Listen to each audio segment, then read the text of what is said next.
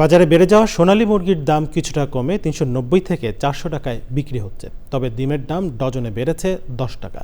গত কয়েকদিনে শাকসবজির বাড়তি দাম কিছুটা কমেছে বলে জানিয়েছেন বিক্রেতারা। রিপোর্ট করছেন পরাগ আজিম। ২০০-র বেশি সার্ভিস ও ফিচারে লেনদেনের সব বিকাশ অ্যাপে সম্ভব। বাজারে চাল, ডাল, পেঁয়াজ, রসুনের দাম অনেকটাই স্থিতিশীল। তবে সয়াবিন তেলের সরবরাহে কিছুটা ঘাটতি আছে বলে জানিয়েছেন বিক্রেতারা। রূপসান্দা কোম্পানি ১ কার্টন তেল কিনতে হলে ৫ কেজি একটা সরষে তেল কিনতে হয়। আমার কাছে মেমো আছে, তারা এই মেমো ছাড়া এবং এই কত্তন ছাড়া ইয়া মাল আমাকে দেয় না।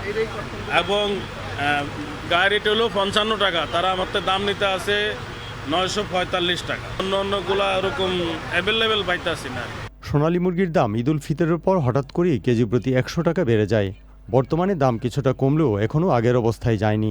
সোনালী মুরগি আজকের বাজার আমরা ৩৯০-৪০০ বিক্রি করতেছি। আমারে বলতেছে যে সরবরাহ আগে থেকে কিছুটা বাড়ছে, এখন দেখা যাক কি হয়। সবজির দাম গত সপ্তাহের তুলনায় কিছুটা কমেছে, তবে এখনও কিছু সবজির কেজি ১০০ টাকার উপরে। এই সপ্তাহের ভিতরে মনে করেন ৬ বার মাল চেঞ্জ হয়, ডেলি চেঞ্জ হয়, বাড়ে কমে। তা আপনি কিভাবে মাল ঠিক আজকে কমছে। বাজারে ডিমের ডজন ১২০ টাকা।